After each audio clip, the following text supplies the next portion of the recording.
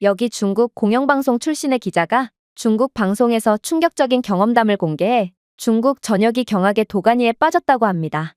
그녀는 한국 지하철에서 취재한 영상을 공개했고, 이 영상은 중국 전역을 완전히 뒤집히게 만들었다고 하는데요. 그렇다면 그녀가 한국에서 대체 어떤 경험을 했던 것일까요? 안녕하세요. 저는 중국 출신의 하이엔이라고 합니다. 저는 현재 중국 공영방송인 CCTV에서 수석 기자로 일하고 있는데요. 그리고 저는 기자로 일해서인지 국제관계에 대해서만큼은 다른 사람들보다 훨씬 더 잘 알고 있습니다. 그 대표적인 예가 바로 한국과 중국의 사이인데, 한국과 중국은 서로가 서로에게 악감정을 가지고 있는 대표적인 나라거든요. 현재 중국에도 반한 감정이 들끓고 있는데, 한국인들은 이것보다 훨씬 더 중국인들을 싫어한다고 하더라고요. 이렇듯 양국 사이의 감정의 골이 깊은 부분은 제가 한국 관련 기사를 쓸 때의 반응만 봐도 알 수 있는데요. 현재 CCTV 방송사는 모든 기자들에게 한국 관련 비하의 기사를 쓸 것을 거의 강요하다시피 하는 상황이며, 실제로 이러한 한국 비하의 기사를 작성할 때면 많은 좋은 반응을 얻곤 하거든요. 그러던 어느 날, 저는 특종감의 정보 하나를 얻게 되었습니다. 바로 한국인들이 한국을 방문한 중국인 관광객들을 노골적으로 차별한다는 정보를 접한 거였는데요. 저는 한국 식당에서는 중국인 손님들을 이유 없이 거부한다거나 중국인 손님들에게 폭리를 취한다거나 하며 사기 행위를 일삼고 있고, 그 외에도 중국인들을 향한 입에 담을 수조차 없는 차별 행위가 서슴지 않게 일어난다는 구체적인 제보를 받게 되었거든요. 그리고 이러한 차별을 일삼은 식당에 대한 정보와 영상까지 공개되어 있는 상황이었기에 이건 그야말로 빼도 박도 못하는 확실한 증거라고 할 수 있었습니다. 그래서 저는 이러한 특종감을 놓치지 않고 한국에 가서 직접 취재하기로 했어요. 한국 출장 경비는 무척이나 비쌌지만 CCTV 방송 본사 측은 이건 경비보다 더 많은 이익을 뽑아올 수 있는 절호의 기회라고 판단했고, 아예 한국이 차별의 국가라는 많은 구체적인 영상까지 확보해오라며 제게 카메라맨 역할을 맡을 신입 기자까지 붙여주더라고요. 그렇게 저희는 막대한 지원을 받고 한국으로 가게 되었습니다. 일단 저희가 가장 먼저 향하게 된 곳은 바로 한국의 한 전통시장이었습니다. 이곳의 한 식당에서 중국인들을 향한 노골적인 차별 행위가 일어났고, 이건 영상으로까지 확보가 되어 있는 상황이었기에 저는 카메라에 특종을 담을 수 있을 거라고 확신한 채 시장 내부로 진입했는데요. 하지만 이곳 전통시장은 전통시장 특유의 복잡한 미로 구조로 되어 있었기에 외국인인 저희는 도저히 길을 찾을 수가 없었습니다. 그런데 그때 이곳 시장에서 분식집을 운영하는 한 한국인 아주머니께서 주변을 두리번대고 있던 저희에게 다가오더니 저희 보고 도움이 필요하냐는 듯 한국어로 말을 걸어오는 거 아니겠어요? 저는 한국에서 중국인인 것을 들키는 동시에 한국인들의 각종 차별행위와 불이익이 쏟아진다는 말을 익히 들었던 차였기에 적어도 중국인이라는 것만큼은 절대로 들키지 않으려고 했지만, 신입 기자 장은 그렇게나 냉담하고 이기적이라고 알고 있던 한국인들이 자신에게 먼저 도움을 주는 일 따위는 생각조차 못했는지 그녀는 당황한 듯 눈알을 이리저리 굴리다가 그렇게 중국어를 사용하는 대참사를 저지르고 말았는데요. 그녀는 중국어를 내뱉자마자 자신이 실수를 했다는 것을 깨닫고 완전히 얼어붙고 말았지만 때는 이미 늦었고 한국인 아주머니는 저희가 중국인이라는 것을 인지하게 된 모양이었습니다. 정말로 저는 이제부터 한국인들의 차별이 시작되겠구나 싶어 두 눈을 지그시 감을 뿐이었는데요. 그런데 이 한국인 아주머니는 놀랄만한 반응을 보이는 거 아니겠어요? 그녀는 저희가 중국인인 것을 파악하고는 약간 당황하긴 했지만 그녀는 여전히 친절한 미소를 잃지 않은 채 손짓과 발짓 같은 제스처와 번역 앱까지 사용하며 저희를 도와주려고 했고, 급기야 자신의 가게를 비우고 저희를 직접 식당까지 데려다 주기까지 했는데요. 이건 꿈에서도 기대하지 않던 환대였기에 저는 상당한 당혹감을 느낄 수밖에 없었습니다. 한국인들은 분명 중국인을 사람 취급하지 않고 차별을 가한다더니 어떻게 자신의 가게까지 비워둔 채로 중국인인 저희를 위해 길까지 안내해 줄 수가 있단 말인가요? 특히나 중국에서는 불안정한 치안 상황 때문에 자신의 가게를 비워두는 일 따위는 상상조차 못하고 몇몇 상품들은 아예 쇠사슬로 고정시키며 소매치기를 방지하는 상황인데요. 그러나 한국은 중국에서 듣던 것과는 차원이 다른 국가인지 한국인 아주머니는 자신의 가게를 비우고도 여전히 여유 있는 태도로 저희를 문제의 식당으로 데려다 주었고, 이내 즐거운 한국 여행이 되라는 듯 저희에게 다시금 미소를 지어준 뒤 돌아가는 거 아니겠어요? 저는 이러한 상황에 적잖이 당황했으나 아무튼 저희는 기자로서의 임무를 수행해야 했으므로 그렇게 카메라를 켠 채 식당 내부로 진입했습니다. 그런데 그렇게 마주하게 된 식당의 한국인 직원은 영어를 사용하며 주문을 하려는 제게 너무나도 친절하게 대해주는 거 아니겠어요? 이건 영상 속의 불친절한 모습과는 완전히 다른 모습이었고, 저는 그녀의 친절한 태도에 다시금 황당함만을 느낄 뿐이었습니다. 심지어 이 한국인 직원은 저희가 중국인인 것을 대체 어떻게 알았는지 영어를 사용하는 제게 중국어 전용 메뉴판까지 건넸는데요. 결국 저는 제2의 플랜을 가동하기로 결정했습니다. 한국이 중국인을 차별하든 말든 아무튼 저는 비싼 경비로 한국에 온 만큼 반드시 한국의 차별적인 모습은 촬영해 가야 하는 상황이었거든요. 그래서 저는 이 한국인 직원을 유도신문하며 어떻게든 차별의 장면을 취재해 가려고 했습니다.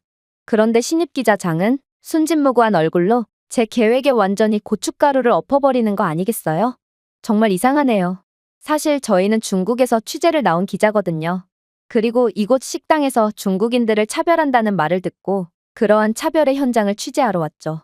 그런데 당신은 저희가 중국인인 것을 알고도 매우 친절하게 응대해주다니 이건 정말 이상해요. 도대체 어떻게 된 거죠? 저는 이런 기자로서 완전히 실격인 덜 떨어진 질문이나 하는 장을 보고 눈알을 부라렸으나 그녀는 자신이 무엇을 잘못했는지도 모른 채 여전히 두 눈을 말똥말똥 뜨고 있을 뿐이었습니다. 그런데 이 한국인 직원은 유창한 영어를 구사하며 놀라운 대답을 해오는 거 아니겠어요? 차별이라뇨? 물론 한국인들의 중국에 대한 보편적인 감정은 상당히 좋지 못한 게 사실이에요. 중국은 국가 차원에서 한한령을 선포하며 한국을 비하하는 것에 열중하는 국가고 각종 역사 왜곡을 통해 반한 감정을 주도하고 있는 국가거든요. 그러나 그렇다고 해서 애꿎은 중국인들에게까지 일반화를 하며 차별을 가하는 건 옳지 못한 행동이에요. 한국은 역사적으로 봤을 때도 손님을 극진하게 대우해주는 문화가 있고 한국에 대한 호감과 호기심을 바탕으로 한국을 찾은 손님들에겐 환대를 해주곤 하거든요. 당신이 제게 보여준 차별의 영상이라는 것을 다시 돌려보세요. 제가 왜 해당 영상 속의 중국인들에게 퉁명스럽게 응대했을까요? 바로 그들은 분명 한국에 왔음에도 제게 다짜고짜 중국어를 사용하며 주문을 시도했고 또 당연히 중국어를 못 알아듣는 제게 번역 앱을 사용하며 모름지기 한국인이라면 중국어를 해야 하는 거 아니냐며 한국은 중국의 소수민족인데 왜 마땅히 중국어를 배우지 않는 거냐며 못 배운 소리나 하더라고요. 그런 무례하고 수준 낮은 중국인에게 어떻게 친절한 응대를 해줄 수가 있겠어요? 저는 순간적으로 심장이 철렁 내려앉는 듯한 기분이 들었습니다. 이건 한국의 차별 행위가 아닌 중국인들의 잘못이 명백한 상황이었거든요. 또한 식당의 전경을 확인해 본 저는 경악을 금치 못할 장면을 목격하고 정말 이 한국인 직원들이 중국인인 제게 친절하고 편견 없는 대우를 해준 것만 해도 기적이라는 생각이 들었는데요. 왜냐하면 이곳은 중국인들에게 꽤나 알려진 식당인지 수많은 중국인들이 이곳 식당에서 식사를 하고 있었는데 중국인 손님들은 식탁 위에서 대놓고 자신의 아이의 기저귀를 갈고 그 기저귀를 의자 위에 버려두고 나간다던가 자신의 개인 쓰레기까지 전부 식당 테이블에 버리고 일어났거든요. 반면에 한국어를 구사하는 손님들은 굳이 그럴 필요가 없었음에도 자신이 사용한 테이블을 깨끗이 닦고 접시를 한 곳에 모으는 등 식당 측을 위한 친절한 배려까지 해준 뒤에 자리에서 일어나곤 했습니다. 이렇듯 중국인인 제가 봐도 중국인 손님들의 수준은 매우 형편이 없었고 차별을 당해 마땅한 행동을 했음에도 한국인들은 끝까지 중국인들을 향한 인간적인 대우를 해주었고 저는 이러한 한국인들의 모습에 감탄을 할 뿐이었습니다. 특히나 멍청한 신입장은 이러한 모습에 눈물까지 흘렸는데요. 아무리 한국이 대단하다고 해도 저희는 기자로서 주어진 임무가 있었음에도 이러한 바보 같은 표정이나 짓고 눈물과 콧물까지 흘리며 남이 나라를 칭찬하고 있다니 저는 그런 장의 머리를 숟가락으로 후려쳐버리며 정신을 제대로 차리지 않는다면 그대로 중국으로 보내버릴 거라며 엄포를 놓을 뿐이었어요. 그렇게 저희는 식사를 마친 뒤 다음 장소로 이동하기로 했죠. 그런데 그렇게 저희가 이동을 하던 와중 저는 한자 간판이 적힌 중국 식당을 발견하게 되었는데요. 저는 같은 중국인 동포로서 낯선 타지에서 고생을 하는 동포들을 도와야 한다는 생각이 들었고 그렇게 배가 고프지도 않았음에도 그들의 매출을 올려주기 위해 중국 식당에 입장하게 되었습니다. 그런데 그렇게 받아든 메뉴판을 보니 음식값이 비싸도 터무니없이 비싼 거 아니겠어요? 그리고 저는 나중에서야 왜 음식값이 말도 안 되게 비쌌는지를 알게 되었습니다. 바로 이곳 음식점은 중국인 밀집 거주구역 근처에 있었고 대부분의 고객이 한국에서 체류하는 중국인들이었는데요.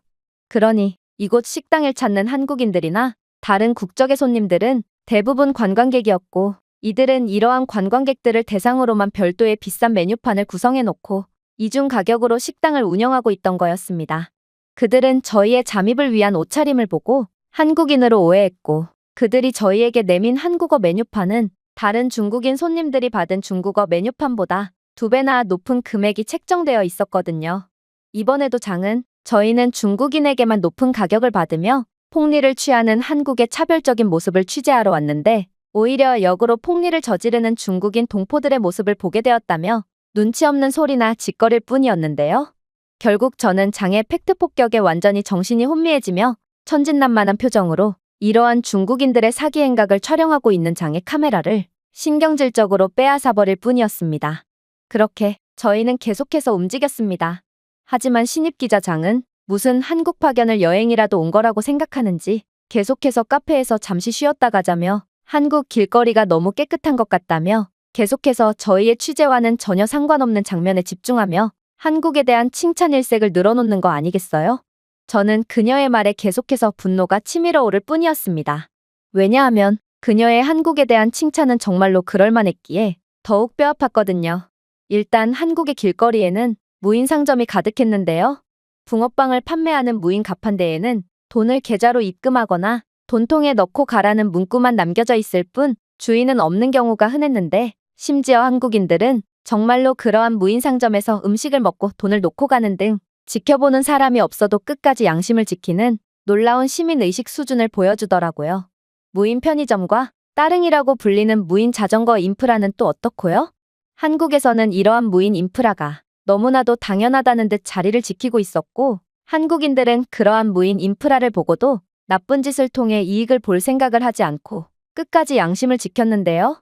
사실 중국에서는 한국을 따라 무인 자전거 인프라를 전국에 보급한 적이 있었는데, 이러한 무인 자전거 인프라는 보급 일주일 만에 모든 자전거가 도난당하며 자전거 정류장조차 전부 뜯어가 버렸기에 중국 정부가 천문학적인 자본을 투자한 이러한 무인 자전거 사업은 시작과 동시에 상당한 손실만을 입은 채 전면 폐지되고 말았습니다. 그러나 한국은 성숙한 시민의식이 필수적으로 수반되어야만 유지가 가능한 이러한 시스템이 너무나도 당연하다는 듯 유지되고 있었어요. 물론 한국의 거리 또한 상상 이상으로 깨끗했죠. 저는 분명 중국에서 한국의 지저분하고 난장판인 길거리 영상을 수도 없이 봤으나 마치 이번 한국행을 여행쯤으로 생각하며 계속해서 한국의 번화가 이곳저곳을 가보려고 하는 장을 따라 한국의 웬만한 길거리들은 전부 이동해본 저는 한국에서 지저분한 길거리 모습은 절대로 볼 수가 없다는 것을 깨닫게 되는데요. 그리고 이러한 한국의 뜻밖의 모습에 완전히 얼이 빠져 있는 제게 장은 예상치도 못한 충격적인 말을 해오는 거 아니겠어요? 선배, 그런 쓰레기 천지의 한국 길거리의 모습은 전부 편집으로 만들어낸 조작 영상인 거 모르셨어요? 저는 편집부에서 근무하면서 그러한 지저분하고 가난한 한국의 영상을 직접 편집까지 했다고요. 중국 정부는 도대체 왜 그렇게 한국의 가난한 면모에 집착하는지는 모르겠지만 아무튼 그건 전부 중국의 모습이며 한자로 적힌 간판 등을 한글로 고치고 한국어 음성만 입힌 편집 영상이에요. 저는 그녀의 말에 완전히 경악을 할 수밖에 없었습니다. 그리고 저는 그녀의 말에 딱히 반박을 할 수조차 없었기에 그저 허공을 응시하며 넋이 나갈 뿐이었죠. 왜냐하면 제가 직접 보기로는 한국의 길거리는 더러워지려야 더러워질 수가 없었거든요. 일단 한국인들은 기본적으로 쓰레기를 절대로 아무데나 버리지 않았는데요. 이들은 무슨 일이 있어도 자신이 발생시킨 쓰레기를 손으로 들고 다녔거든요. 또한 한국의 길거리 곳곳에는 IoT 쓰레기통 등의 최첨단 인프라가 설치되어 있었는데요. 이 쓰레기통은 쓰레기를 자동으로 압축할 뿐만 아니라 쓰레기가 가득 차면 관련 부서에 연락을 취해 쓰레기가 신속하게 수거될 수 있도록 하고 있었죠. 이러한 한국의 모습은 중국을 시민의식 면에서나 기술적인 면에서나 인프라 면에서나 모든 부분에서 압도하는 모습이었기에 저는 그저 할 말을 잃을 뿐이었습니다. 중국인들은 청소부가 있으니 괜찮다며 길거리에 아무렇지도 않게 쓰레기를 버려대거든요. 그러나 현실은 중국에서는 청소부들조차 책임의식이 없어서 어차피 내일이면 다시 더러워질 거리를 치우는 게 무슨 의미가 있냐며 그저 자신의 담당 구역 밖으로 쓰레기를 옮기기만 할 뿐 그 누구도 제대로 된 청소를 하려고 하지 않죠. 그러니 중국의 길거리는 늘 더러운 상태를 유지할 뿐인 것입니다. 하지만 한국의 가장 놀라웠던 점은 따로 있었습니다. 바로 한국은 길거리뿐만 아니라 건물 내부도 무척이나 깔끔하고 실용적이었다는 건데요.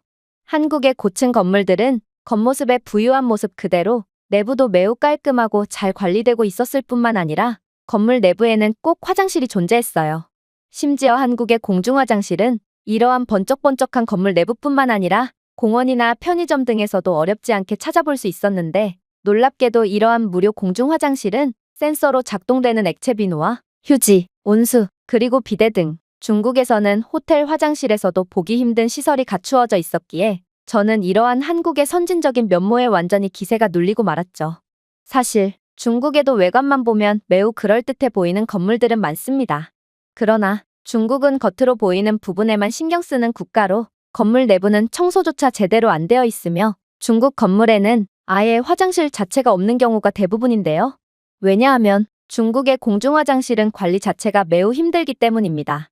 무료 공중화장실이 생긴다면 중국인들은 떼거지로 몰려와 화장실에 물과 휴지를 축내기 시작하고 이곳 화장실 물로 샤워를 한다든지 자신들의 개인적인 쓰레기를 버린다든지 하며 이러한 공공 인프라 유지를 도저히 못하도록 하거든요.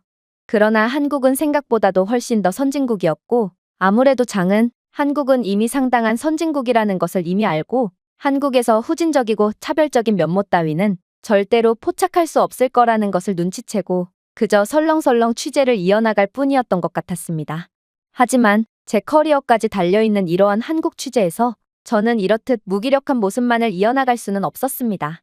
이건 향후에 제 커리어까지 달려있었기에 이렇듯 빈손으로 돌아가거나 천하태평한 표정으로 오히려 중국인이 한국에서 사기를 치는 모습과 한국의 선진적인 면모만 촬영하는 장의 카메라를 들고 복귀한다면 제 커리어가 완전히 망가지는 건 불보듯 뻔한 일이었거든요. 그래서 저는 마음을 다잡고 이번에는 중국인 단체 관광객들을 신경질적으로 내쫓았던 한국의 카페를 찾아가게 되었습니다. 이때 저는 도끼를 있는 대로 품고 있었고 어떻게든 한국의 차별적인 면모를 취재할 생각이었는데요. 그러나 이곳 카페에서도 한국인 직원은 저희에게 친절한 대우만을 해줄 뿐인 거 아니겠어요? 결국 저는 열등감이 완전히 폭발하여 중국 전역에 떠돌아다니고 있는 차별 영상을 내밀며 왜 이제 와서 착한 척이냐며 거의 따지듯 질문을 이어가기 시작했는데요. 그러자 한국인 직원은 유창한 영어를 구사하며 놀라운 대답을 해오는 거 아니겠어요? 저희가 중국인 손님들을 차별했다고요? 물론 한국인들의 중국인에 대한 감정은 매우 좋지 않지만 적어도 한국인들은 그러한 개인적인 감정을 죄 없는 사람들에게 쏟아낼 정도로 교양 없는 사람들이 아니에요. 아무리 중국인들이 마음에 안 들어도 아무튼 그들은 한국을 찾아온 손님이므로 저희는 항상 그들을 친절하게 맞이해주죠. 그리고 당신이 내민 영상은 너무나도 편파적이네요. 그때의 상황을 제가 구체적으로 설명해 드릴게요. 당시에 중국인 단체 관광객들은 20명 이상이 떼거지로 몰려왔음에도 이들은 커피를 단 2잔만 주문한 뒤 뜨거운 물 20잔을 요청하는 등 매장의 1인 1음료 규칙을 어기는 황당한 요구를 했는데요. 하지만 이들은 말도 잘 안 통했기에 저희는 손님을 대접해 준다고 생각하며 좋은 마음으로 이들의 요구를 들어줬죠. 그러나 중국인들은 카페 내에서 소리를 지르며 다른 손님에게 피해를 주기 시작했고 결국 저희는 수차례의 정숙 요구에도 난장판을 벌인 중국인들을 전부 쫓아낼 수밖에 없던 것입니다. 실제로 한국에는 실내에서 일정 데시벨 이상의 소음을 낼 경우 허용될 수 없는 소음으로 규정하고 다른 손님들을 위해서 쫓아낼 수 있는 규정이 존재하고 저희는 다른 손님들을 위해 적법한 절차를 따른 것뿐이에요. 사실 저는 그녀의 대답에 할 말을 잃어버리고 말았는데요. 이곳은 한국의 유명 관광지인 명동 근처에 있는 카페라 그런지 중국인 관광객들이 상당히 많았는데 정말로 중국인들은 매우 시끄러웠거든요. 카페 직원이 빌려준 데시벨 측정기로 측정을 해보니 카페 내에 있는 중국인 관광객들이 발생시키는 소음은 이미 허용 데시벨을 한참이나 초과하고 있었고 이들은 정말로 기차 화통을 삶아먹은 것인지 마치 항공기 소음에 준하는 말도 안 될 정도의 소음을 일으키고 있었습니다. 그럼에도 한국인 카페 직원은 이들을 쫓아내지 않고 있던 걸로 보아 이들이 쫓아낸 중국인들이 얼마나 무지막지한 소음을 발생시켰을지는 정말 예상조차 안 가는 수준이더라고요. 특히나 저는 장의 강요로 인해 한국의 카페를 여러 군데 들러보기도 했는데요. 장은 커피도 안 먹는 녀석이 한국 카페는 아기자기하고 귀여워서 좋다며 거의 1시간마다 함께 카페에 들러줄 것을 강요했거든요. 그런데 한국 카페에 들어갈 때마다 카페 테이블에는 늘 고가의 스마트폰과 노트북, 심지어 지갑까지 주인 없이 덜렁 놓여 있었을 뿐만 아니라 이러한 고가의 전자기기를 훔치려는 사람은 전혀 없었기에 저는 한국의 높은 수준과 시민의식에 대해 어느 정도 인정을 하고 있던 상황이었습니다. 그러나 제가 직접 경험한 중국인들의 모습은 아무리 봐도 이러한 한국의 평화로운 분위기를 파괴하는 침략자처럼 느껴지기만 할 뿐이었고, 그렇게 저는 완전히 할 말을 잃은 채 머리를 감싸줄 뿐이었어요. 하지만 이번 파견이 완전히 실패로 돌아가려던 찰나, 제게는 절호의 기회가 찾아오게 되었습니다. 그건 바로 가게 한복판에 중국인 출입 금지라는 팻말이 붙어있는 가게를 찾게 되었기 때문인데요. 이건 두말할 것도 없는 명백한 차별의 모습이었고, 그렇게 저는 카메라를 켠 채로 가게 내부로 뛰쳐들어갔습니다. 그리고 가게 주인에게 카메라를 들이밀며 왜 중국인을 차별하는 거냐며 한국은 인종차별의 국가라며 속사포처럼 말을 쏟아내버렸죠. 그런데 가게 주인처럼 보이던 여성은 이내 예상치도 못한 충격적인 주장을 해오는 거 아니겠어요? 당신 중국인이죠? 꽤나 한국인처럼 꾸민 것 같지만 저는 이곳에서 5년째 장사를 하면서 이제는 한국인과 중국인을 구분할 수 있게 되었거든요. 제가 어떻게 중국어를 이렇게나 능숙하게 하냐고요? 저는 한국인이 아니라 중국인이거든요. 그러니 한국이 인종차별 국가라는 건 적어도 이 경우에는 해당되지 않겠죠. 저는 그녀의 답변에 완전히 얼이 빠지고 말았습니다. 도대체 중국인인 그녀가 왜 자국 사람을 차별하고 있단 말인가? 저는 더더욱 이성을 잃게 되었고, 그렇게 이번에는 중국어를 사용하며 조국의 배신자라며 그녀를 비난하기 시작했는데요. 하지만 그녀는 이내 저를 완전히 할 말을 잃게 하는 충격적인 주장을 해오는 거 아니겠어요? 조국의 배신자라뇨? 그럼 저보고 굶어 죽으라는 소리인가요? 저는 가난을 피해 중국을 떠나 한국에서 가게를 차리게 되었어요. 그런데 꼭 중국인 관광객들은 매장 내에 물건을 훔치고 훼손하는 거 아니겠어요? 그리고 중국인들은 꼭 절도를 하다가 제게 적발되면 같은 동포니까 괜찮지 않냐며 막무가내의 모습을 보이곤 하죠. 슬프게도 한국인들은 절대로 물건을 훔치지 않아요. 어찌 보면 당연한 거죠. 한국인들은 중국인들보다 평균 월급이 10배는 높은데 부유한 이들이 왜 굳이 물건을 훔치겠어요? 이들은 부유한 지갑 속에서 나오는 여유로움을 통해 제게 늘 따뜻한 말과 격려를 아끼지 않곤 하죠. 저도 제 조국을 욕하긴 싫어요. 하지만 중국인들은 정말로 하루가 멀다 하고 물건을 훔쳐대고 있고, 중국인 손님들이 많이 찾아온 날에는 오히려 적자가 발생하는 기이한 상황까지 펼쳐진다고요. 저는 가난을 피해 죽을 각오로 중국을 떠나왔는데 중국인들의 도둑질 때문에 제 모든 것인 가게를 망하게 놔둘 수 없어요. 먹고 살기 위해서는 조국이 뭐가 중요하겠어요? 저는 한국에서 살아남을 거고 욕을 먹든 말든 중국인 출입금지 정책은 계속 유지할 거예요. 저는 그녀의 말에 완전히 넋을 놓아버렸고, 그렇게 모든 취재에 대해서 완전히 실패를 거둔 채 그렇게 쓸쓸하게 숙소로 돌아가기로 했습니다. 그런데 그렇게 장과 함께 도착한 한국 지하철에서 저는 경악을 금치 못할 장면을 목격하게 되었습니다. 왜냐하면 한국 지하철에는 노약자를 위한 엘리베이터가 설치되어 있었을 뿐만 아니라 에스컬레이터도 모두 정상적으로 작동하고 있었거든요. 중국에서는 엘리베이터는커녕 에스컬레이터조차 전력수급 불안정으로 인해 작동되는 법이 아예 없기에 늘 계단처럼 사용되고 있을 뿐입니다. 그러나 한국은 역시나 인프라 및 경제력 수준이 중국과는 차원이 다른 모습을 보여주고 있었죠. 그러나 한국의 가장 소름 돋는 점은 따로 있었습니다.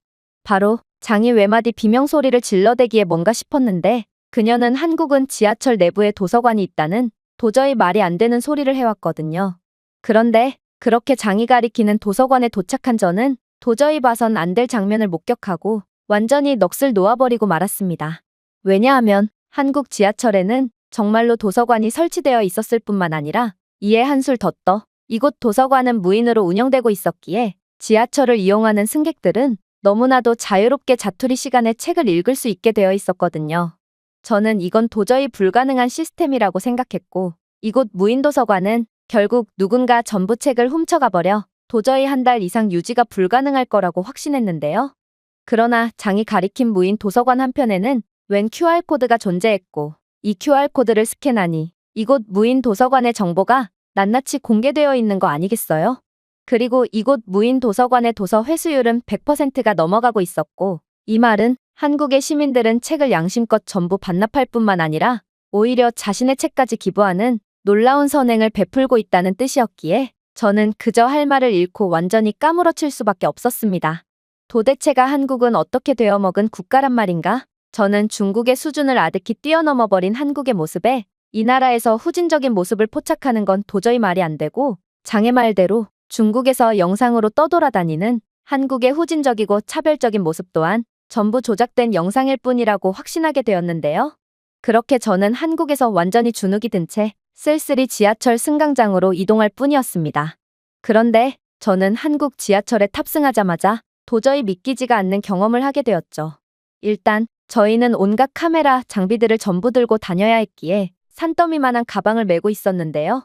그런데 이렇듯 여자 둘이 산더미만한 배낭을 짊어진 채 낑낑대며 지하철에 탑승하는 장면을 본 한국인들은 중국에서는 절대로 볼 수 없는 충격적인 장면을 보여주는 거 아니겠어요? 일단 웬 중년의 한국인 남성은 땀까지 뻘뻘 흘려가며 지하철에 탑승한 저를 보더니 이내 한국어를 구사하며 자신의 자리에 앉으라는 제스처를 취했는데요. 그런데 저는 그렇게나 장에게 한국에서 중국인인 것을 들키면 안 된다고 신신당부했음에도 이번에는 오히려 제가 중국어를 구사해버렸습니다. 저는 이러한 한국인의 노골적인 친절은 예상치도 못했기에 저도 모르게 중국어를 짓거려버렸고, 그렇게 중국어를 사용한 지 3초 만에 실수를 깨닫고 입을 틀어막아 버렸죠. 그런데 제가 중국인인 것을 인지하게 된 한국인 아저씨는 제게 호의를 거두며 차별적인 행동을 할 거라고 생각했지만, 그는 제가 중국인이라는 것을 알고도 여전히 제게 친절한 미소를 지어주며 자신의 자리를 제게 양보해주는 거 아니겠어요? 또한 저와 장이 전부 중국인이라는 것은 이 지하철 객실에 있던 모든 사람들이 알았음에도 이번에는 웬 아주머니 한 분이 거대한 배낭을 짊어지고 있던 장에게 자리를 양보해 주었고, 결국 저는 이러한 한국인들의 예상치도 못한 친절에 완전히 경악을 할 수밖에 없었습니다. 중국에서는 자리 양보는커녕 먼저 자리에 앉기 위해서라면 인간이길 포기한 행동도 서슴지 않거든요. 자리에 자신의 소지품을 던지는 사람도 있고, 심한 경우 자리에 침을 뱉거나 음식을 던져서 남이 자리에 앉지 못하게 하는 경우도 있습니다. 하지만 한국인들은 그렇게나 싫어한다던 중국인을 보고도 그저 변함없는 인간적인 호의를 베풀어주다니 저는 한국인들이야말로 진정한 대인배구나 싶어 완전히 감탄을 할 수밖에 없었죠. 그러나 문제가 있었습니다. 바로 저는 명동 근처에 중국인들에게 특히나 알려져 있는 곳 주변에서 지하철에 탑승해서 그런지 지하철 객실 내부에는 중국인들이 상당히 많았는데, 한국인들은 공공장소에서 늘 정숙을 유지했으나 중국인들은 뭐가 그렇게 신났는지 목청껏 떠들어서 객실 내부가 전부 중국어 소리로 도배가 되어 있는 수준이었거든요. 저는 이러한 중국인들의 낮은 수준의 부끄러움을 느꼈고, 결국 제발 조용히 좀 하라며 남이 나라에서 민폐를 부리면 되겠냐며 핀잔을 주게 되었는데요. 저는 다른 한국인들을 가리키며 정작 한국인들은 입도 뻥끗 안 하는데 한국 지하철에서 떠드는 사람은 중국인들밖에 없다며 주의를 줬죠. 그러나 중국인들은 그저 저를 째려볼 뿐이었고, 속국에서 대국인들이 떠드는 건데 뭐가 문제냐며 저보고 한국 하수인이라며 오히려 욕으로 대응하는 거 아니겠어요? 결국 저는 중국에 한참이나 떨어지는 수준의 한숨을 내쉴 뿐이었고, 좀 전에 만났던 중국인 출입금지 팻말을 붙여놓은 중국인 가게 주인이 이해가 가기 시작했습니다. 저는 물론 조국을 사랑하지만 조국에 떨어지는 수준에 대한 회의감을 느끼는 것은 어쩔 수가 없었거든요. 아무튼 그렇게 상황은 어찌어찌 종료되어 제가 지하철에서 내릴 때가 다와갔을 때도 한국인들의 믿을 수 없는 호의는 계속되었습니다. 객실 내의 한국인들은 제가 중국인인 것을 알았음에도 아무튼 저는 외국인이므로 제가 목적지에 잘 찾아가고 있는지 먼저 확인해주며 신경을 써줬거든요. 물론 목적지 역에 도착해서 지상으로 올라갈 때도 마찬가지였습니다. 에스컬레이터는 많은 사람들로 북적거렸고, 결국 성격이 급한 저희 둘은 줄을 기다리지 않고 그냥 계단으로 올라가기로 했는데요. 당연히 저희가 짊어진 배낭은 무척이나 크고 무거웠기에 저희는 계단의 5분의 1도 못 올라간 채 헉헉댈 수밖에 없었습니다. 그리고 저희의 객기를 인정한 채 그냥 다시 계단을 내려가서 에스컬레이터를 탑승하기로 했죠. 그런데 그때 계단을 올라오던 한국인들은 그러한 땀을 홍수처럼 흘리던 저희를 지켜보더니 너무나도 당연하다는 듯 가방을 넘겨받고 계단을 오르는 거 아니겠어요? 심지어 이들은 저희가 나갈 출구까지 배낭을 옮겨주었고, 그렇게 저희가 감사 인사를 하기도 전에 마치 자신들은 너무나도 당연한 일을 했고 그렇기에 감사 인사 따위는 필요하지 않다는 듯 쿨하게 뒤돌아서더라고요. 저는 이러한 한국인들의 친절과 호의에 완전히 푹 빠져버렸고 마치 신입기자 장처럼 애초에 한국의 차별적이고 후진적인 면모를 찾기란 아예 불가능했고 모든 갈등 상황은 중국 때문에 일어났을 뿐 한국에는 아무런 죄가 없다는 것을 인지하게 되었습니다. 아무래도 중국 내에서 떠돌아다니는 한국의 차별과 후진적인 점을 소개하는 영상 또한 전부 편집으로 조작되었거나 중국인들이 먼저 수준 낮은 행동을 보였기에 일어난 일을 앞뒤 전후 사정을 전부 잘라먹고 과장했을 뿐이겠죠.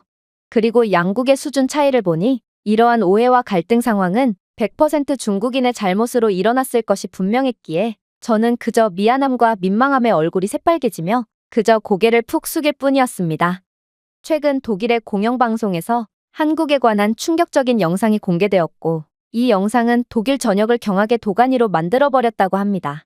그렇다면 도대체 독일에는 무슨 일이 벌어졌던 것일까요? 안녕하세요. 저는 독일 출신의 앙겔라라고 합니다. 저는 현재 대학생으로 최근에는 일생일대의 결정을 앞두고 있는 상황인데요. 저는 독일 대학교에 재학 중이고 이곳에서 꽤나 우수한 성적을 거두고 있지만 독일 대학교에서 수업을 이어나갈수록 독일은 뭔가 뒤처진 국가일 뿐이라는 생각을 지울 수가 없었거든요. 학교의 커리큘럼은 너무나도 구식이었고 또 교수님들이나 학생들이나 죄다 보수적이고 시대착오적이었기에 제가 독일에서 대학교를 졸업하게 된다면 저 또한 꼼짝없이 시대에 뒤떨어진 교수님들의 전철을 그대로 밟게 될 것 같아 두려워졌습니다. 물론 독일은 세계 최고의 기술 강국으로 유명하지만 아무래도 그러한 타이틀은 십수년 전에나 통했지. 지금의 상황은 완전히 달랐거든요. 그래서 저는 이곳 대학교에서의 공부를 과감히 포기하고 해외로 유학을 가기로 결정했습니다. 그리고 그 국가는 중국으로 정했죠. 사실 독일과 중국은 꽤나 밀접한 관계를 맺고 있는 상황으로 독일 대학교만 해도 수많은 중국인 유학생들이 즐비해 있는데요. 그런데 중국인들은 꼭 자국을 마치 세계를 지배하고 있는 국가라도 되는 양 치켜올렸고 저는 그들의 말을 거의 세뇌가 될 정도로 듣다 보니 도대체 중국인들의 자신감의 원천이 무엇인지 궁금해진 상황이었습니다. 그리고 적어도 중국은 모든 것이 정체된 독일과 같은 모습을 보여주지는 않을 거라고 생각했기에 저는 중국행을 결정한 거였죠. 하지만 아빠의 생각은 조금 달랐습니다. 사실 아빠는 평생 동안 독일군에서 복무를 해오신 군인으로 자신의 직업과 독일이라는 조국에 엄청난 자부심을 가지고 계신 분인데요. 그런데 그런 아빠는 제가 이왕 유학을 가기로 결정했다면 반드시 한국으로 가야만 한다며 도대체가 납득을 할 수가 없는 말을 해오시는 거 아니겠어요? 아니, 독일에 대한 자부심이 하늘을 찌르던 아빠인데 도대체 무슨 이유로 한국 같은 별 볼 일 없어 보이는 국가를 추천해준다는 말인가? 저는 아빠의 주장에 매우 당황한 기색만을 보일 뿐이었습니다. 그러나 아빠는 자신도 조국 대신 엄한 나라를 추천해주는 게 매우 자존심이 상하지만 제 미래를 위해서라면 어쩔 수가 없다며 충격적인 말을 해오기 시작하더라고요. 앙겔라, 이제는 세계의 기술 패권은 완전히 한국으로 넘어간 상태란다. 그리고 받아들이기 힘들겠지만 그간 독일이 주도하던 세계 방산 패권조차 한국이 전부 차지하게 된 상태지. 오죽했으면 현재 아빠가 있는 부대에서는 한국산 무기를 수입하기까지 하고 있는 상황이거든. 이건 정말 이상한 상황이지. 독일 군대는 상당한 보안 절차가 법적으로 보장되어 있어 다른 국가의 무기나 기술이 손쉽게 부대에 배치될 수가 없거든. 그러나 독일은 한국의 기술력이 꼭 필요했고 오직 한국만을 위한 예외 조항을 신설하기까지 했어. 이전에는 독일 군대에서 나토 동맹국 외 국가의 소량의 부품이라도 수출하거나 수입해야 하는 상황에서는 특별한 승인이 필요했지만 2023년에 독일은 한국산 방산기술을 수입하고 또 이에 필요한 부품을 전해주기 위해 절차를 간소화한 상황이거든. 독일은 한국 기술력을 매우 높게 평가하고 있고 이러한 기술력이 자국에 꼭 필요하다고 여기고 있기에 한국을 나토 회원국과 동일하게 취급하는 거야. 그야말로 독일은 방산 기술력 면에서 한국과 대등하거나 혹은 열세에 처해 있다는 것을 공식적으로 인정한 셈과 다름이 없다는 거지. 실제로 독일은 정밀타격 능력으로 유명한 주력 미사일 타우러스 KEPD-350에 한국 공군에서 쓰이는 미사일 기술을 도입한 상황인데 이는 인정하기는 싫지만 한국의 첨단 유도 무기 능력은 이미 독일을 아득히 뛰어넘어 반대로 독일이 수입까지 해야 할 정도의 완벽한 수준에 이르렀다는 말과 다름없지.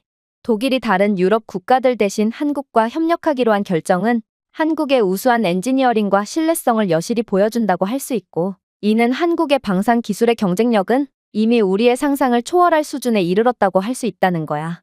아빠 또한 수십 년 동안 군대에서 복무하면서 독일의 국방 기술력이 예전 같지 않다는 것을 여실히 느끼고 있고, 이대로라면 한국에 완전히 집어삼켜지게 될 것 같으니, 앙겔라, 내가 만약 독일이 아닌 다른 국가로 가려거든 반드시 전도유망한 국가인 한국으로 가야만 해. 이건 매우 충격적이었습니다. 아무리 독일이 이빨 빠진 호랑이라지만 그래도 방산 분야만큼은 압도적인 기세를 자랑하고 있다고 생각했거든요. 실제로 방산 수출은 독일 경제에 있어서 핵심이라고 봐도 과언이 아닌 분야로, 만약 독일이 방산 기술력에서조차 한국에 뒤처진다면 그야말로 독일은 엄청난 경제적 불황을 피할 수가 없을 게 분명합니다. 그래서 저는 절대로 그럴 리가 없다며 애써 현실을 부정하기 시작했죠. 베테랑 군인이신 아빠가 거짓말을 할 리가 없었음에도 말입니다. 그러다 저는 중국인 친구들에게 한국의 기술력에 대해 넌지시 물어보게 되었습니다. 한국과 중국은 지리적으로 인접해 있는 국가기에 저는 중국인 친구들이야말로 한국에 대해 잘 알고 있을 거라고 생각했거든요. 그런데 중국인 친구들은 이내 충격적인 대답을 해오는 거 아니겠어요? 앙겔라, 한국은 아예 독립적인 국가로서의 자치권조차 없는 국가야. 왜냐하면 한국은 사실상 중국의 속국으로 중국의 일부이기 때문이지. 실제로 한국은 수천 년 동안 중국의 일부였는데, 만약 한국의 국방 기술력이 상당했다면 이렇듯 중국의 지배를 당했을 일 자체가 없지 않았을까? 한국이 중국의 속국이라는 증거는 애초에 한국의 언어인 한글 자체가 중국에서 개발한 것이라는 점에 있어. 한글은 중국의 학자들이 개발했고, 중국이 끔찍한 문맹률을 자랑하는 원시국가 한국을 가엾게 여겨 전해준 것일 뿐이거든. 그리고 한국은 국방 기술력을 개발하기는커녕 애초에 당장 내일 먹을 식량 걱정을 해야 하는 가난한 국가인데, 실제로 한국인들은 너무 가난해서 자가용 차량 자체를 거의 구매하지 못하고 있다고 해. 한국의 도로를 좀 봐. 한국에서는 차량을 찾아볼 수가 없으므로 한국 도로에서는 교통체증이 거의 발생하지 않고 있거든. 오히려 중국이야말로 부강한 국가고, 중국인들은 돈이 많아 차량을 인당 2대 이상씩은 가지고 있으니 중국의 모든 도로에서는 엄청난 교통체증을 보이고 있지. 그런데 이런 가난한 한국이 국방력에 투자할 돈이 어디에 있겠어? 솔직히 저는 이러한 중국인 학생들의 하나같은 주장에 약간의 안도감이 들었습니다. 애초에 한국으로 가는 것도 그렇게 탐탁지 않았는데, 만약 중국인들의 말이 맞다면 현재 독일이 한국에 의해 완전히 밀리고 있다는 것도 전부 사실이 아니었기에 저는 독일이 적어도 지금의 경제적 상황을 유지할 수 있다는 점에 일말의 안도감을 느꼈던 거였죠. 물론 상당한 베테랑 군인이셨던 아빠셨지만 아무래도 아빠는 제게 장난을 치신 모양이었습니다. 그러나 이러한 안도감도 잠시, 저는 얼마 뒤 충격적인 영상을 접하게 되었고 그 즉시 할 말을 잃고 넋이 나가버릴 수밖에 없었는데요. 저는 우연히 독일의 공영방송 뉴스 채널을 틀게 되었는데, 이곳 공영방송에서는 웬 한국에 대한 특집 다큐를 방송해주고 있었거든요. 이건 정말 말이 안 되는 상황이었습니다. 사실 독일의 공영방송 채널은 특히나 독일인들에게 상징적인 의미를 갖고 있고, 이를 잘 알고 있는 독일 공영방송사이기에 웬만해서는 다른 국가에 대한 특집 다큐를 제작하거나 집중 조명을 하는 경우도 좀처럼 없거든요.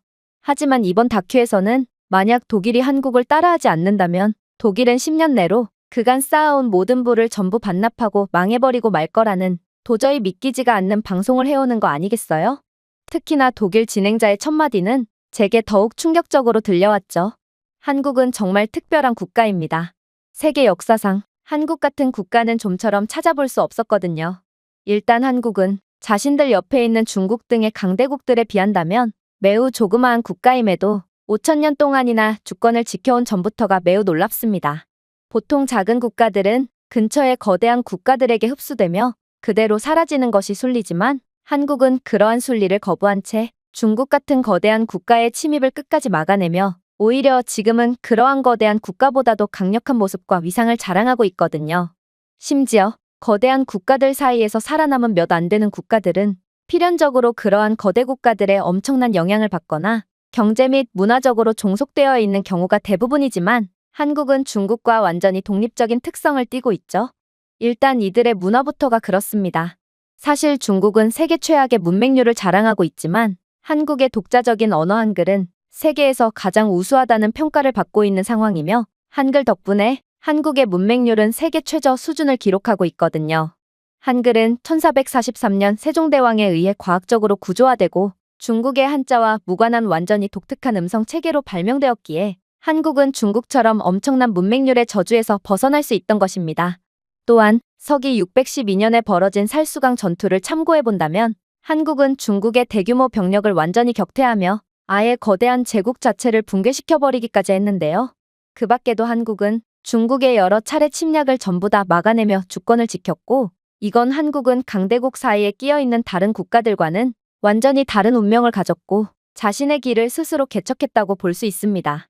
중국은 그간 여러 소규모 국가들을 전부 병합하며 덩치를 불려왔지만 그런 중국도 오직 한국만큼은 어쩌지 못했거든요. 저는 진행자의 말에 정말 깜짝 놀라고 말았습니다. 그의 말이 맞다면 한국은 중국인들이 주장했던 것과는 완전히 다른 국가인 셈이었거든요. 사실 이건 매우 이상하긴 했습니다. 한국의 문맹률은 세계에서 가장 낮고 반대로 중국은 가장 높은데, 이는 수천 개의 복잡한 문자를 사용하는 중국과는 달리 한글은 간단하고 논리적인 문자로 유명하기 때문이거든요. 그런데 만약 중국인들의 말대로 중국이 한글을 창제했다면 한국은 문맹률이 거의 0%에 달하는데 왜 중국은 여전히 높은 문맹률 때문에 국가 비상사태까지 선포했다는 말인가요? 이건 도저히 논리에 맞지 않는 상황이었습니다. 제가 조금 찾아보니 한국에서는 다른 대도시만큼의 엄청난 교통체증이 흔치 않은 것도 한국인들은 가난해서 자가용 차량을 구매할 여력이 없어서 그런 것이 아닌 한국은 높은 기술력을 통해 압도적인 도로 인프라를 구현해냈기 때문이었는데요. 한국은 AI 교통관제 시스템과 스마트 고속도로를 통해 혼잡을 방지하는 등 매우 발전되어 있는 교통기술을 보여주었고, 한국인 운전자들은 사고가 난 지점이나 혼잡이 일어나고 있는 지점 등을 미리 인지하고 추천받은 우회 경로로 즉시 돌아갈 수 있어서 그야말로 자신들의 도로를 200% 사용하는 한국인들은 이러한 교통체증에서 그나마 자유로울 수 있던 것입니다. 그러나 중국은 계획되지 않은 도시화와 인구 과잉, 그리고 체증에 대한 대비책 및 기술력이 전무하기에 엄청난 교통체증이 항시 발생하는 거였는데요. 중국은 개발도상국답게 인구수에 대비한다면 차량을 가지고 있는 사람의 숫자는 그리 많지 않은 편임에도 그저 비효율적인 모습만을 보이며 심각한 교통체증으로 고통받고 있는 거였습니다. 즉, 한국은 완전히 독립적인 국가일 뿐만 아니라 거대 국가 중국보다도 훨씬 더 진보되고 우수한 국가였다는 말이었죠. 그러나 이러한 한국에 대한 감탄도 잠시, 진행자는 도저히 믿기 힘든 경악스러운 주장을 해오기 시작하더라고요. 그리고 재밌게도 한국은 5천년 동안 중국의 완벽한 대항마의 역할을 수행했음에도 이번에도 중국의 대항마로서 전 세계를 구원해주고 있다는 것입니다. 아마 많은 분들이 한국은 중국을 억제할 만한 능력이 있는 국가고 실제로 그렇게 하고 있다는 것이 어째서 다른 국가를 구원하는 거냐며 의문을 표할 수도 있을 텐데요. 하지만 한국은 정말로 중국의 말도 안 되는 구조의 기술 수출을 원천 봉쇄함으로써 다른 국가들의 이익을 지켜주는 수호신 같은 역할을 수행하고 있습니다. 현재 중국을 좀 보세요. 중국은 압도적인 물량 공세 및 박리담회로 빠른 발전을 이룩한 국가입니다. 중국에는 인권이라는 것이 존재하지 않고 그렇기에 인건비가 없으니 이런 기형적인 방법의 발전이 가능한 것이죠. 실제로 이러한 중국의 저가 정책은 기존의 강대국들이 지배하던 기술 수출의 판도를 뒤흔들며 이들의 파이를 떼어가나 싶었습니다. 그러나 잘 나가던 이러한 중국의 박리담회 정책은 최근 들어 영 힘을 쓰지 못하고 있는데요. 그리고 그 이유는 바로 한국 때문입니다. 한국과 중국의 방산 기술력 퀄리티는 너무나도 극단적으로까지 차이가 나고 있는 상황이고, 중국의 무기 수출 국가 또한 한국과 겹치는 경향이 있기에 중국은 도저히 힘을 쓰지 못하고 있거든요. 일단 중국 무기는 열악한 재료, 결함 있는 기술, 그리고 일관성 없는 품질 관리로 악명 높은 대신 압도적으로 저렴한 가격을 내세웠는데요. 그러나 무기는 실제 전투 상황에서 사용되는 만큼 한국과 너무나도 차이가 나는, 신뢰할 수 없는 중국의 무기를 수입할 국가는 없었습니다. 한국의 K9 썬더 곡사포는 폴란드와 노르웨이, 핀란드 등의 유럽 국가들로 수출되며 100%의 운용 신뢰도를 자랑하고 있는 상황이지만, 파키스탄으로 수출된 중국의 PLG-45 곡사포는 잦은 전자 오작동과 정확도 저하로 사실상 있으나 만화한 존재거든요. 또한 한국은 외국의 청사진에 의존하지 않고 글로벌 경쟁력을 갖춘 무기를 독자 개발하기 위해 독창적인 차세대 군사 연구개발에 많은 투자를 하고 있고, 실제로 K2 블랙팬서 등의 독창적인 결과물을 내놓으며 전 세계를 놀라게 하고 있지만, 중국의 방위산업은 러시아, 미국, 유럽에서 훔친 군사 기술을 역설계하여 구축하고 있을 뿐입니다. 중국의 J-31 스텔스 전투기는 미국의 F-35를 직접 모방한 것이지만 첨단 항공전자 기술 및 부품이 부족하여 한국의 KF-21 보라매에 비해 완전히 구식이고 중국의 99형 전차는 구식 소련 시대의 T-72 설계도를 기반으로 하고 있는 가짜일 뿐이죠. 같은 동북아시아 국가인 한국과 중국의 기술 수준 차이가 이렇게나 현저하니 당연히 한국과 중국은 여러 전문가들의 비교 대상이 될 수밖에 없고 저렴한 가격에 혹해 중국산 무기에 관심을 보였던 나라들조차 결국에는 중국을 선택하지 않게 되는 것입니다. 그리고 결과적으로 한국은 중국의 저가 무기가 시장에 풀리는 것을 완전히 막아주었고 이로 인해 한국은 본의 아니게 기존의 생태계 교란을 막은 영웅이 되어 전 세계로 하여금 공정하고도 합리적인 경쟁을 유도하고 있는 것이죠. 중국 입장에서는 한국에 엄청난 열등감을 가질 만도 합니다. 중국의 국가적 수건이 바로 유럽으로 무기를 수출하는 것이고 이를 위해 중국은 여론 및 성능 조작까지 서슴지 않으며 어떻게 해서든 국제사회로부터 인정받으려 노력했거든요.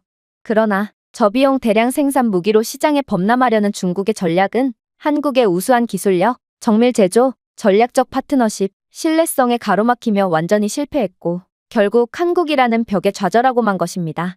이건 정말 놀라운 주장이었습니다. 그리고 제가 중국인들에게 한국에 대해 물었을 때 이들이 왜 이렇게 입에 개거품을 물면서까지 오버를 했는지에 대해 완벽하게 이해를 하게 해주었죠. 바로 중국인들은 기본적으로 한국에 대한 열등감을 갖고 있기에 한국 이야기만 들으면 그야말로 발작을 일으키는 거였습니다. 그러나 저는 이러한 중국의 상황을 그저 남일 보듯 바라보고만 있어서는 안 되었습니다. 진행자는 이내 이건 그저 본격적인 주장을 하기 위한 밑밥이었을 뿐이라는 듯 도저히 입을 다물 수가 없게 하는 충격적인 말을 해오기 시작했거든요. 그런데 한국이 이렇듯 중국을 완전히 가로막아준 상황에 대해 독일도 한국에 고마워해야 할까요? 그렇지 않습니다. 사실 한국은 그간 독일이 지배하던 산업마저도 전부 빼앗아버리며 전통적인 방산 강국인 독일의 아성마저 뛰어넘을 압도적인 기술 강국의 모습을 보이고 있거든요. 일단 저번에 10조 규모의 폴란드 방위 협정을 한국이 가로채버린 사건은 아직도 많은 분들이 기억하고 계실 것입니다. 폴란드는 전략적으로 러시아와 우크라이나 옆에 위치한 유럽 최대의 국방비 지출국 중 하나이고 독일은 전통적으로 폴란드에 탱크와 포병을 공급해왔기에 모든 독일인들은 이번에도 독일이 폴란드에 무기 수출을 성공할 수 있을 줄 알았거든요. 그러나 결론적으로 독일은 10조라는 어마어마한 수익을 눈앞에서 한국에 빼앗겨야만 했고 한국은 이러한 막대한 수익을 얻음과 동시에 폴란드 수출을 발판 삼아 현대화를 모색하는 다른 유럽 국가들에게도 문호를 개방할 수 있었습니다. 실제로 한국은 이 계약 직후 폴란드 및 루마니아 그리고 핀란드에게 추가적으로 K2 전차를 수출했고 그만큼 독일의 레오파드2 전차는 악성 재고로 남을 뿐이었는데요. 한국은 단숨에 50조 원 규모의 실적을 올렸고 독일은 이에 대한 실망의 한숨을 쉴 뿐이었습니다. 그러나 독일의 진짜 문제는 이러한 한국의 성과를 그저 운이 좋았다고 생각할 뿐 한국의 기술력과 저력을 진지하게 생각하지 않았다는 것입니다. 사실 이러한 한국의 K2 블랙팬서가 독일의 레오파드를 압도하는 상황은 어느 정도 필연적인 상황이긴 했습니다. 왜냐하면 독일은 기존의 성공에 안주했고 결국 혁신이 멈춰버렸거든요. 반면에 한국은 생각보다도 훨씬 더 기술적으로 진보된 국가였습니다.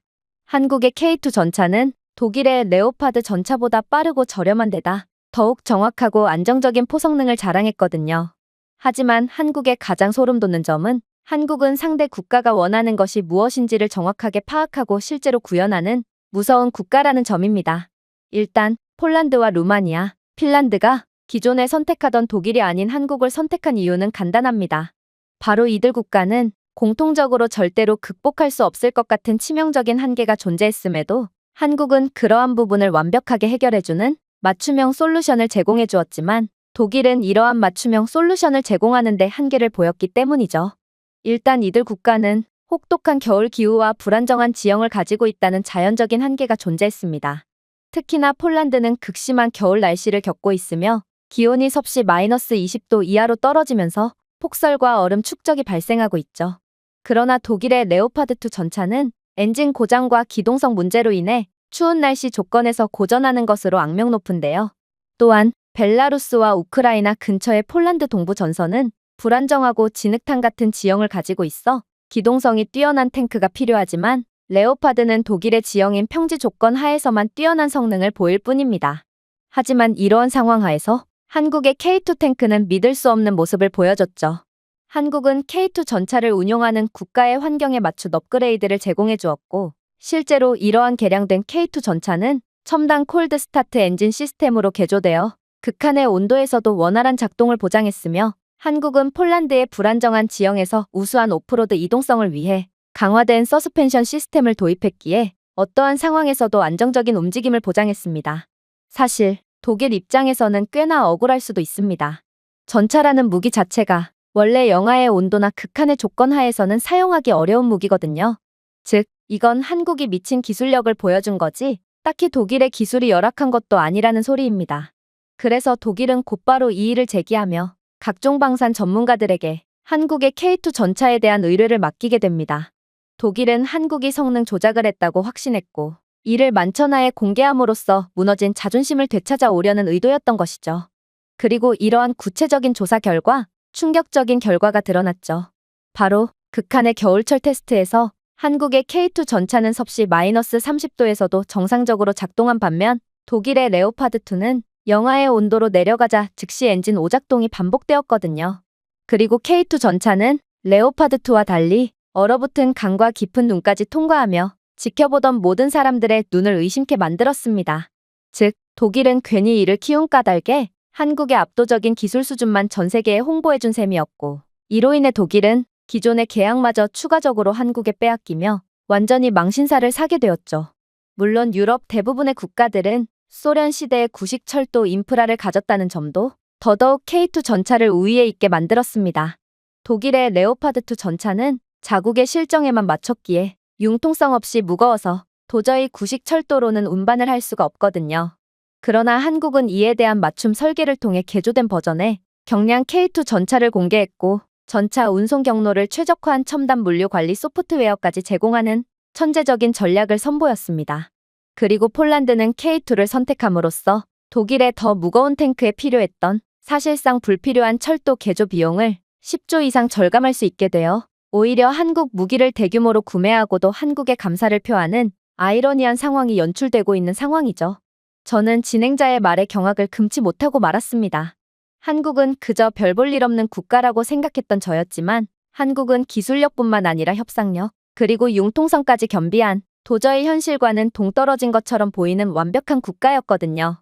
그리고 이러한 한국의 강점은 그동안 기술 강국이라는 이미지 덕분에 별다른 혁신 없이도 기술 수출로 막대한 이익을 올리고 있던 독일을 완전히 곤란에 빠뜨리게 하기에 충분했어요. 하지만 저는 그래도 아직 최악의 상황만은 도래하지 않았다고 생각했습니다. 물론 한국이 생각보다 엄청난 국가였다는 점은 인정하지만 그래도 한국은 북한이라는 존재 때문에 육군력에만 집중된 국가라는 말을 들은 적이 있기 때문인데요. 그래서 만약 독일이 다른 분야에서의 수익을 꾸준히 올릴 수만 있다면 분명 한국으로 인한 손해를 메꿀 수 있을 것처럼 보였습니다. 하지만 진행자는 이런 제 생각을 비웃기라도 하듯 이내 경악을 금치 못할 말을 해오기 시작했죠. 하지만 독일 입장에서 가장 치명적인 부분은 한국은 소름 돋을 정도로 완벽주의자라는 점입니다. 생각해보세요. 한국은 북한과 중국이라는 적을 두고 있고 사실상 이 두 나라를 상대하기 위해서는 그다지 강한 해군력이 필요하지는 않습니다. 그래서 한국은 자신들이 집중해왔던 육군 및 공군력에 비한다면 해군력만큼은 비교적 떨어지는 수준인 것이 사실이었죠. 그러나 한국은 무지막지한 기술력을 바탕으로 불과 몇 년 만에 해군력 부분에서도 상당한 수준을 끌어올리게 됩니다. 그리고 실제로 최근에 한국은 또다시 도저히 믿기지가 않는, 아니 믿고 싶지도 않은 초대형 계약을 연이어 가져갔죠. 그건 바로 한국은 노르웨이와 3조 규모의 잠수함 계약을 따냈기 때문인데요. 사실 독일의 티센크로프 해양 시스템은 지난 수십 년 동안 유럽 잠수함 시장을 지배해왔고, 특히나 노르웨이는 과거에 독일 잠수함을 독점적으로 구매했기 때문에 이러한 확실한 시장을 한국에 빼앗긴 점은 분명 독일의 뼈아픈 손해로 작용하고 있습니다. 그리고 노르웨이를 시작으로 한국은 유럽 해군 방위 부문 전체에서 발판을 마련하게 되었기에 이들은 독일의 이익을 빼앗고 수십조 원의 잠재적 이익을 얻게 된 셈이었죠. 실제로 한국과 노르웨이의 협정 소식을 들은 스웨덴과 핀란드 같은 나토 동맹국들은 독일제가 아닌 한국산 잠수함 사용을 재고하도록 장려하는 공문까지 낸 상황인데요. 독일의 티센크로프 해양 시스템은 노르웨이 및 북유럽 국가들이 기존처럼 독일의 엔지니어링에 충성할 것이라고 믿고 212형 잠수함 계약을 체결할 것으로 예상해서 이미 수많은 물량을 제작했던 터라 이러한 한국의 난입은 독일로 하여금 더욱 큰 손해를 입게끔 했습니다. 하지만 더욱 충격적인 점은 따로 있죠. 암울하게도 독일은 기존의 기술 강국이라는 타이틀이 무색하게도 이러한 한국의 아성에 대응할 마땅한 방법조차 없는 상황이라는 것입니다. 왜냐하면 육해공 중에 가장 저평가되고 있는 게 바로 한국의 해군이라지만 한국은 이러한 해군 기술력마저 독일을 완전히 능가한 상황이거든요. 독일이 기존의 지위에 만족하며 현실에 안주하고 있을 때 한국은 기술 혁신을 위한 피나는 노력을 게을리하지 않은 끝에 몇 년의 기술 격차를 그대로 극복해버린 것입니다. 일단 한국의 KSS-3 잠수함은 첨단 항공 독립 추진 시스템을 갖추고 있어 독일의 212형 잠수함보다 더 오래 잠수할 수 있는데요. 또한 한국이 자랑하는 미사일 기술인 최첨단 탄도 미사일 능력으로 화력과 스텔스 면에서도 훨씬 뛰어나죠. 이건 정말 놀랍습니다. 사실 스텔스 기술과 탄도 미사일 기술이야말로 방산 기술의 꽃이라고 불릴 정도로 구현해내기 가장 어렵고 까다로운 부분이거든요. 그러나 한국은 독일조차 가까스로 부분적으로만 구현한 기술을 완벽하게 개발함으로써 전 세계를 놀라게 함과 동시에 독일의 단골 손님이었던 유럽 국가들을 전부 가로채가고 있는 것입니다. 그러나 한국의 가장 소름 돋는 점은 따로 있습니다. 바로 한국은 해군 기술력에 대한 부분에서마저 말도 안 되는 맞춤형 설계 능력을 선보이면서 자신들의 경쟁자는 더 이상 존재하지 않는다는 것을 전 세계 국가들에게 각인시켰거든요. 노르웨이를 좀 보세요. 노르웨이는 혹독한 북극 해양 환경을 가진 국가로 노르웨이의 물은 극도로 차갑고 강력한 해류와 얼음으로 덮인 표면을 가지고 있습니다. 즉, 노르웨이는 잠수함을 운용하기에 최악의 환경을 가졌다는 말이죠. 이렇듯 노르웨이는 외딴 북극 순찰 구역에서 작전을 수행하기 위해 더 긴 수중 내구성이 필요했지만 기존의 기술력의 한계로 인해 이러한 노르웨이의 요구를 충족해줄 수 있는 국가는 없었습니다. 하지만 한국은 까무러칠 해결책을 가져왔죠. 바로 한국은 자신들의 잠수함을 맞춤형 업그레이드하여 얇은 얼음층을 뚫을 수 있는 북극급 선체로 KSS-3 잠수함을 보강했거든요. 한국의 리튬이온 배터리 시스템은 물속에서 50% 더 긴 내구성을 제공하여 북극 해역에서의 더 긴 순찰 임무를 보장했고 KSS-3에는 영하의 온도에서 센서 오작동을 방지하기 위한 제빙 시스템이 포함되어 있기에 그야말로 노르웨이는 국가 창립 이래 최초로 자신들의 극악의 환경에 맞는 맞춤형 잠수함을 운용할 수 있게 된 것입니다. 하지만 이와는 달리 독일의 212형 잠수함은 선체 보강이 약한 온화한 유럽 조건을 위해 설계되었고 기술력 부족으로 노르웨이의 환경에 맞는 맞춤형 설계도 제공할 수 없었습니다. 심지어 혹한기 시험 동안 독일제 잠수함은 배터리 비효율성으로 인해 자주 재점화가 필요했지만 한국의 KSS-3는 최대 45일 동안 물속에 머물렀죠. 한국의 말도 안 되는 속도 또한 노르웨이뿐만 아니라 전 유럽 국가들을 군침을 흘리게 만드는 요소 중 하나였죠. 노르웨이 및 북유럽 국가들은 러시아에 대한 리스크로 인해 3년 이내로 잠수함이 필요했지만 독일은 212형 잠수함 한 척을 완성하는데 자그마치 6년이 걸리거든요. 하지만 한국은 이미 최적화된 AI 공정 설계 시스템을 갖춘 국가였고 주문을 받은 모든 잠수함을 3년 내로 제작할 수 있었기에 이렇듯 모든 면에서 독일을 압도하는 한국은 자연스레 노르웨이라는 거대한 중요 고객을 독일로부터 빼앗아온 거였습니다. 상황이 이 지경까지 왔으니 만약 독일이 한국을 따라하지 않는다면 독일은 정말로 몇 년 내로 침몰할 수밖에 없습니다. 독일은 한국의 기술력을 추월당했다는 사실을 인정하고 기술 패권을 되찾아오기 위해 혼신의 힘을 다해도 모자랄 상황이거든요. 생각해보세요. 한국이 주요 글로벌 방산 계약에서 독일을 상대로 거둔 결정적인 승리는 군사력 역학의 역사적인 변화를 의미합니다. 독일, 프랑스, 영국 등 전통적인 업체들이 지배하던 방산 산업은 이제 한국이 군사기술 강국으로 부상하면서 재편되고 있거든요. 이러한 변화는 단순히 무기를 판매하는 것이 아니라 한국의 지정학적 영향력, 기술 리더십, 경제력을 강화하는 것이며 한국의 국방 분야에서 독일을 능가하는 영향력은 군사 분야를 훨씬 넘어 여러 차원에서 한국의 국가 경쟁력을 크게 강화하고 결국 이러한 한국의 경쟁력은 더더욱 독일의 파이를 빼앗고 말 것입니다. 한때 독일로 갈 것으로 예상되었던 폴란드의 역사적인 대형 입찰은 한국이 차지하게 되었고 노르웨이의 한국 선택은 유럽 해군 시장에서의 기존의 독일의 독점을 종식시켜버렸죠. 그야말로 한국은 더 이상 단순한 서방 무기 구매국이 아니라 이제 글로벌 무대에서 압도적인 경쟁자가 되어 독일 및 유럽을 완전히 지배할 두려운 존재라는 것입니다. 그러나 독일이 지금부터라도 혼신의 노력을 다한다고 하더라도 이미 벌어진 일은 되돌릴 수가 없습니다. 독일을 추월한 한국은 최소 10년간은 독일의 파일을 빼앗으며 막대한 경제적 호황을 누리게 될 것이거든요. 한국은 기존의 독일산 무기에 의존하던 유럽 국가들을 상대로 막대한 이익을 거두며 그 이익만 해도 최소 1,000조 원 규모라고 예상이 되는데요. 이를 통해 현대 로템, 하나 디펜스, DSM이 등 한국의 방위산업체들이 생산을 확대하고 고임금 일자리를 창출하게 될 것이므로 한국은 더더욱 부강한 국가로 발돋움하게 되겠죠.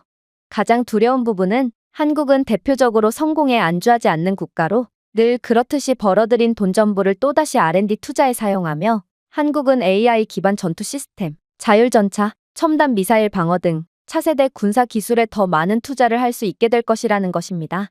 만약 이렇게 된다면 독일은 아무리 노력한다고 해도 한국과의 벌어진 기술 격차를 좀처럼 메울 수가 없게 되겠죠. 물론 한국의 국제적인 정치 및 외교적 입지도 상당히 강해질 것입니다. 폴란드, 노르웨이 및 기타 나토 동맹국들은 현재 한국의 군사 장비를 의존하고 있으며 이는 한국과 유럽 간의 정치적 유대를 강화하고 있거든요. 그래서 나토 국가들에서 계약을 따낸다는 것은 유럽과의 더욱 강력한 유대를 원하는 중국뿐만 아니라 다른 국가들 모두가 고대하고 있지만 아무튼 오직 한국만이 이러한 쾌거를 달성한 것이죠. 그리고 한국은 이를 통해 아시아를 넘어 군사 동맹을 확장하여 외교력을 강화하게 될 것입니다. 나토와 EU 국가들은 이제 한국을 전략적 방어 파트너로 보고 있으며 이는 한국이 아시아 외부의 군사 정책에서 더 큰 영향력을 갖게 될 것임을 의미하거든요. 즉, 한국은 더 이상 단순한 지역 군사 강국이 아니라 이제 글로벌 방위 전략을 수립하고 있는 주요 강대국이라는 것이죠. 자, 이제 한국은 독일의 명성을 그대로 뺏어오며 몇 년 내로 독일보다 부강하고 입지가 강력한 국가가 될 게 확실시되었습니다. 그러나 가장 큰 문제는 독일인들은 아직까지도 현실을 외면한 채 과거 속에서 살고 있다는 것입니다. 그리고 문제를 직시하지 않는 경우 우리는 예정된 손해보다도 훨씬 더 막대한 손해를 보며 그야말로 한국의 완전히 나라 자체가 집어삼켜지게 되겠죠. 그렇게 다큐는 종료되었고 저는 이러한 충격적인 영상에 완전히 말문이 막히고 말았습니다. 그야말로 베테랑 군인이셨던 아빠의 말에는 틀린 게 하나도 없던 거였고 저는 중국이라는 잘못된 선택을 하는 것이 아닌 반드시 한국에서의 미래를 꿈꿔야 했던 거였죠. 결국 저는 하마터면 인생을 날리는 실수를 할 뻔했던 제 상황에 소름마저 돋으며 한국에서의 미래를 계획하고 있는데요. 독일이라는 나라에 자부심이 가득하셨던 아빠조차 제 한국행은 두 팔 벌려 환영하고 있는 것을 보니 한국이라는 나라의 영향력과 강력함은 두말할 필요도 없는 것 같습니다. 제가 준비해온 내용은 여기까지입니다. 끝까지 시청해주셔서 진심으로 감사드리며 여러분들의 구독과 좋아요, 알림 설정은 영상 제작에 큰 힘이 됩니다. 이상 세모튜브였습니다.